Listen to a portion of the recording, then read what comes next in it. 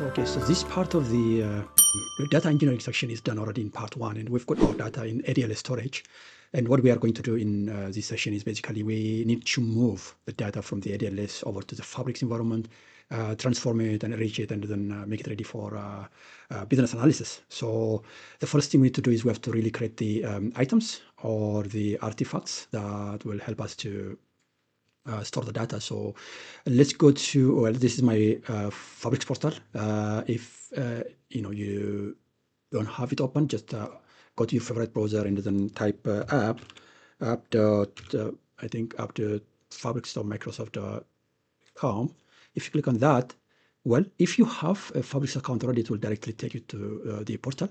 Otherwise, it will give you another window to create a Fabrics account, and you can use, if you've got organizational account, you can use that. Otherwise, use an Outlook account, and then just follow the on-screen prompt to create a Fabrics account. And it will give you about 60 days of trial capacity, which is more than enough to practice this session.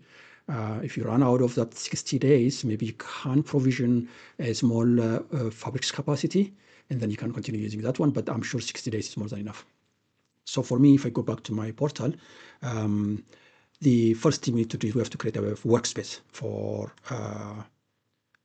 this project. And for that, I'm going to use a workspace name here.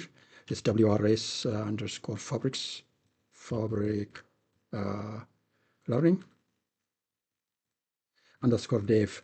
I used underscore dev at the end because later on we are going to exercise or demonstrate the CI/CD section of the Microsoft Fabrics, and for that we need two workspaces: the development workspace and then a prod workspace. So we can use the same name with underscore or hyphen prod, so we can migrate our data from the development environment to the production environment.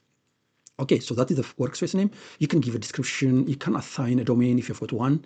I am not going to do that right now here. And then you go to the workspace type and select, for you, I'm sure this capacity is available. I've exhausted mine. It's not going to work if I click apply. But instead of that, I have to use this option here, which says Fabric, but it's grayed out now because my capacity is not on. Let me go to here, and I've got this F2 Fabrics capacity. I have to resume it. So this on-off button or pause resume button is very important, that you can pause your computer when you don't use it. So let's go back to the workspace. Well, it still shows disabled, and that is because I need to refresh the browser. And then if I go to the workspace again, go to there, new workspace, give a name, same name, and then roll it down. Well, that's selected now. Then everything is okay here, then apply. Okay, so I've got my workspace here. So I have to create the items or the artifacts. And according to our architecture, it says, we have to create, we have to follow the Medallion architecture. And for that, we need a bronze lakehouse, a silver lakehouse, as well as the gold lakehouse. And these are called item in Microsoft Fabric Workspace. So we have to create those items. New. Okay, so I need to just click on that. And then the item that I need to create is the bronze lakehouse. That's the workspace name. And then I want the schema as well, the schematized lakehouse. And then create. I have to do the same thing for the next one.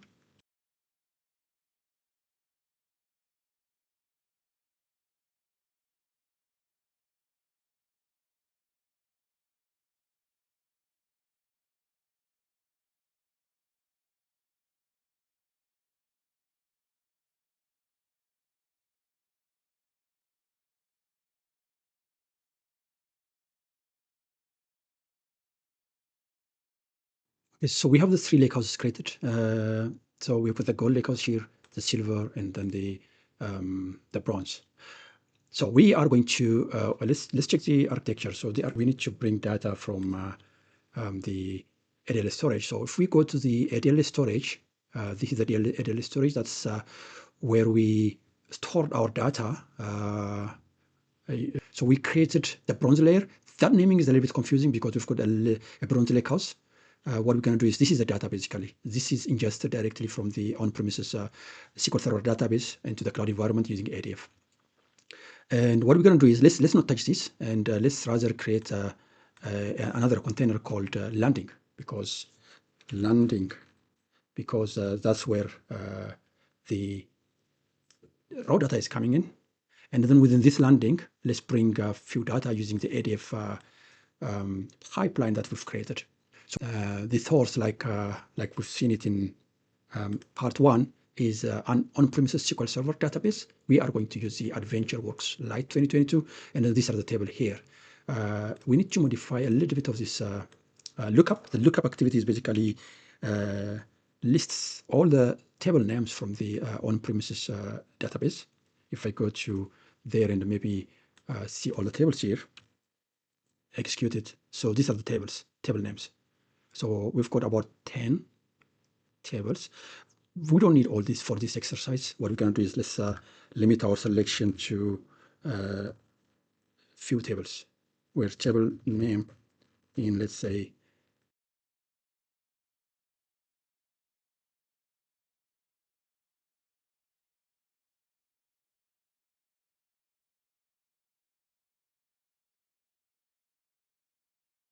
yeah, let's just focus on these 3 tables for now. Copy that, take it to the ADF. We modified the ADF here.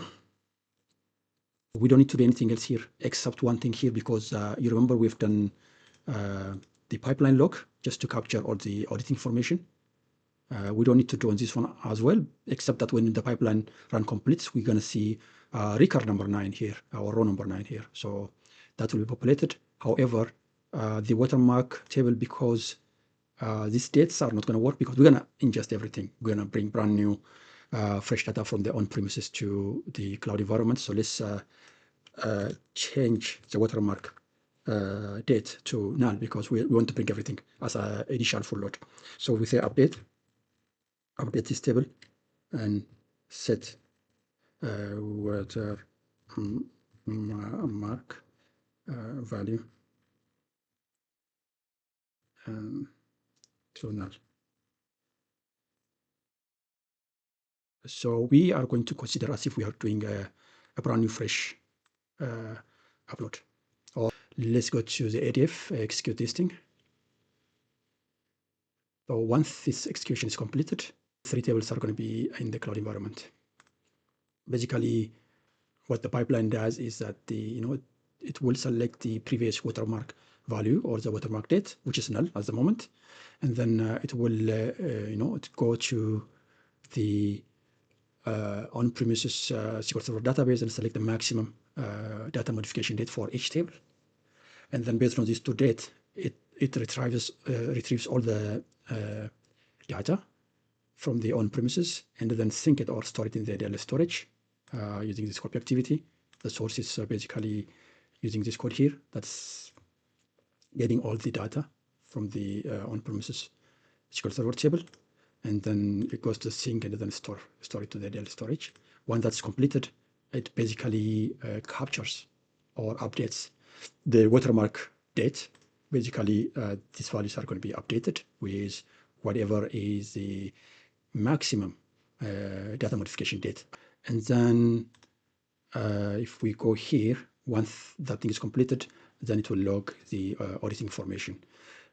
That captures all the pipeline information upon success, and that captures all the pipeline metadata upon failure, so that we can use those things to optimize or resolve any bottlenecks happening on this pipeline. So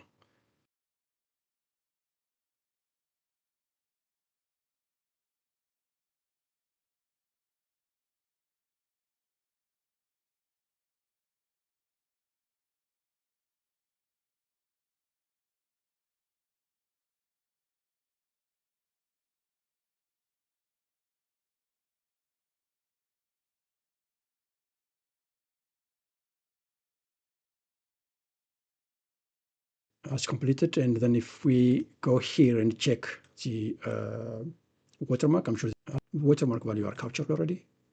Those are the values here. And then if we go to the audit table, we are going to see record number 9 here, capturing all the upon success